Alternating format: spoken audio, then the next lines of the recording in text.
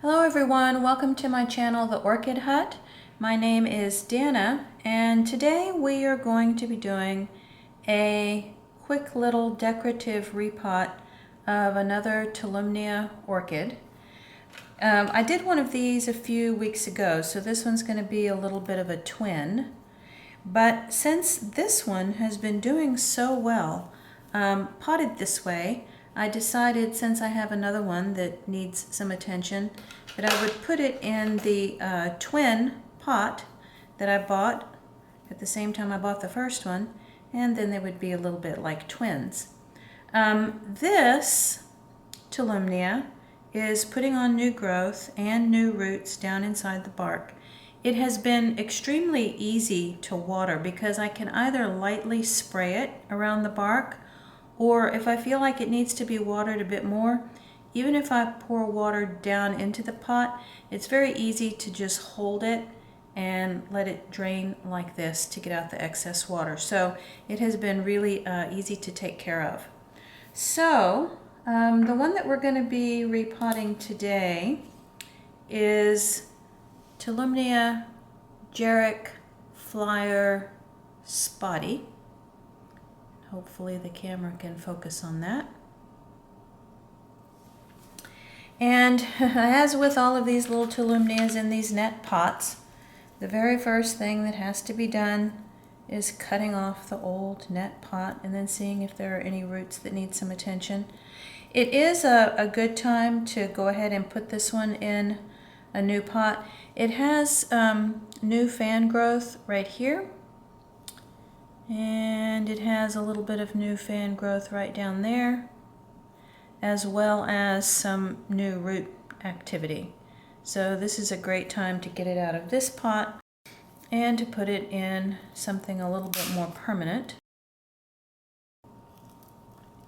The Tolumnia that I did previously was a bit more of a challenge. It had more roots wrapped around the pot. The objective here is to be successful at cutting this very, very tough plastic so that we can get it off of here in pieces without destroying too many of the roots. Now, some of these roots at the bottom are already dead, but sometimes Tolumnia roots, and I think I mentioned this in the video before, sometimes Tolumnia roots can be a little bit deceiving. They look woody even though they are still alive. So when I do have a look at the roots here in a little bit and decide how to trim it, I probably will be cutting some live roots, but sometimes that actually promotes new growth. So I'm not going to get too carried away, and it should be fine. All right, let's see if we can get this first piece off.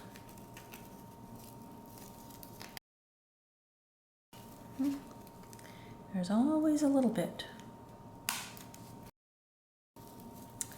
Okay, so while I'm struggling with this plastic, the weather outside today is very similar to yesterday.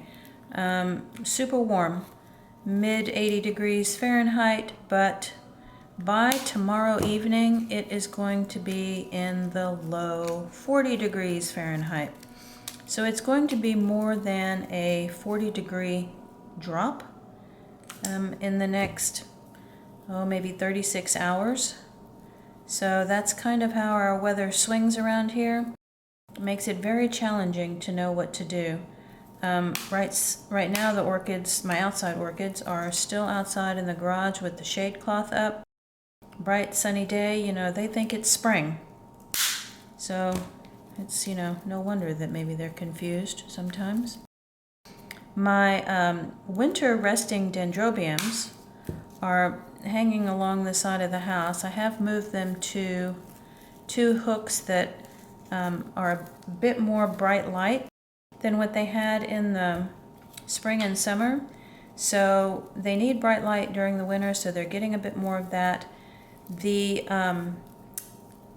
dendrobium little sweet scent is really beginning to have yellowing leaves, and I can tell, you know, that they're going to be, for the most part, falling off. The Dendrobium monosumum has some leaf yellowing, but not quite as much as the other orchid. And, you know, we'll just have to wait and see how it turns out about them being either semi-deciduous or completely deciduous. Okay, so pot is gone. Okay, so now we're a bit better able to see the new root growth compared to the older root growth. So I'm going to be trimming away some of the older dried part here, being careful not to involve any of the clearly new roots. These cutters have been flamed, so they were ready to go. And it's not necessary to get everything off that appears dry. I'm just giving it a minor haircut here, avoiding the roots that are clearly new growth.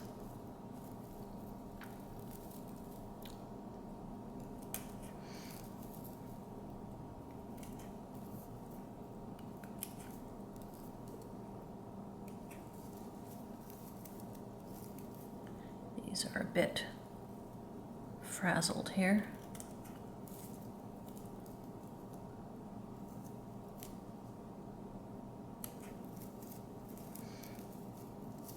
On the topic of Tolumnias, the one Tolumnia that I had mounted on the cork bark, and it's been featured in several of my previous videos, it has within the last week begun to lose some of its fans. And it's not surprising, because when I received that orchid, I thought most of the fans on there looked older, you know, sort of like maybe they were towards the end of their lifespan. And sure enough, the two newest fans that grew for me this year are the only two fans left. The other older fans have yellowed and kind of disconnected themselves down at the base, so I've made a point to kind of trim up that mount to get those old plant parts out.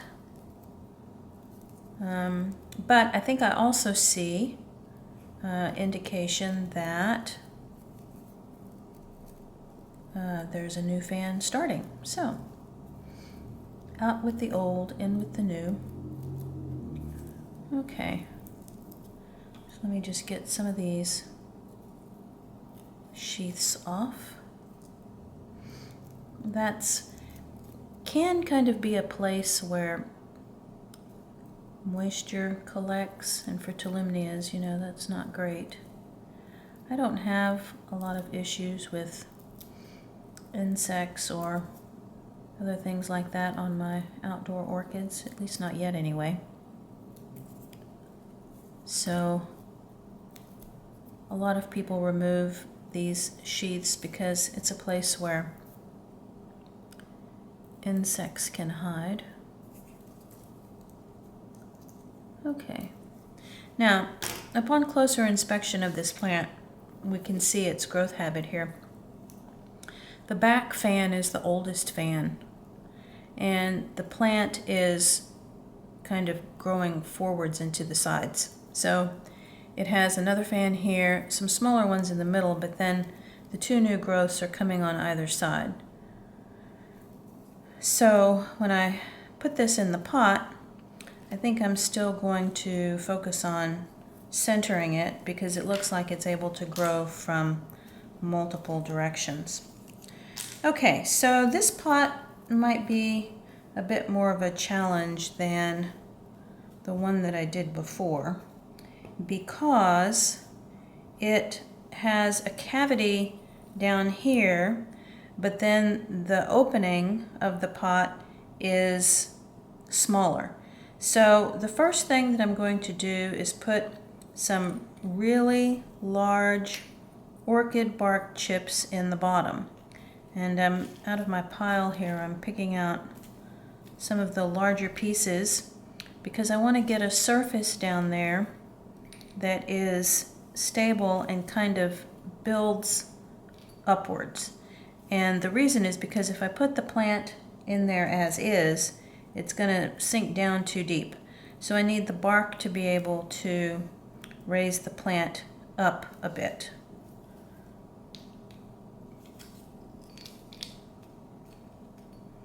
And then I will have to work some pieces in around the sides so that it's stable.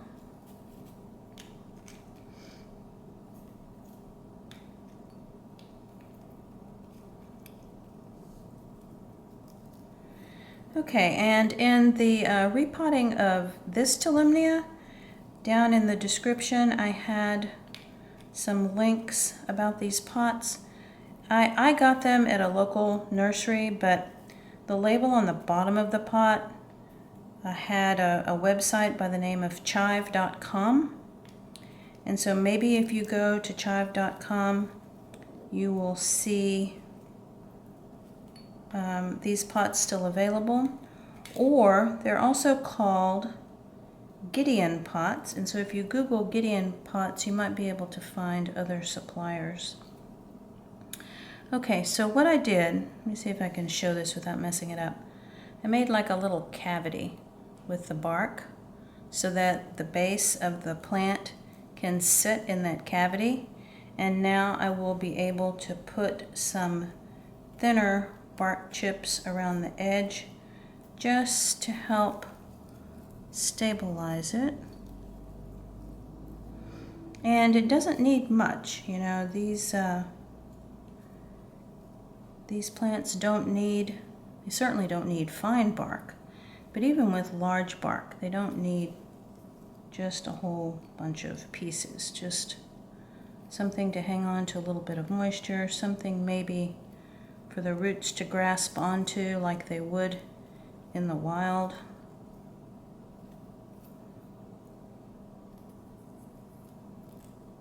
So my objective here is to just work as many small pieces of bark down in there as possible and stabilize the plant a bit, and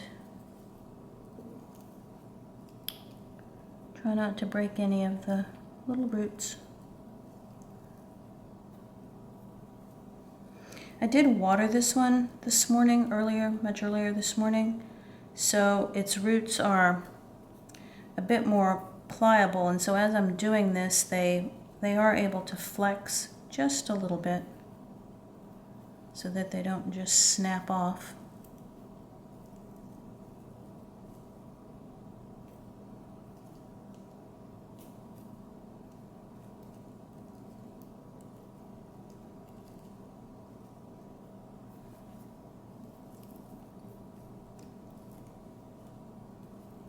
Okay, making good progress.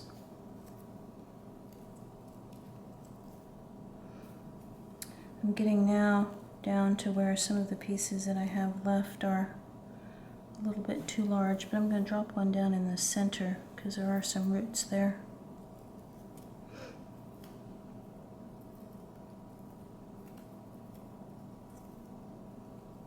Okay, and that looks pretty good. So I think this one will be similar to what I have experienced with the first one that I did. When I water it, I can spray it from the sides. That's one option. Or if I do want to water like from the top down, then I can just very easily tilt it to get out the excess water from the bottom. And I am going to give this a bit of a tap to see if any of the bark chips settle. Okay, so it's looking pretty good right now. I do anticipate that after I water it a couple of times in this pot, I may need to find a few more small pieces of bark to put around the edges to stabilize it a bit more. But I think for right now, this is looking pretty good. So let's clear out the debris here and get a better canvas for our finished twin Tolumnias. And there we are. Very, very decorative and still a very appropriate home for Tolumnia orchids. If you liked this video or learned something new, please click the like button. The subscribe button will be in the bottom right-hand corner of the screen. You can also find me on Facebook and Instagram. Thank you so much for taking your time to watch one of my orchid videos, and talk to you next time.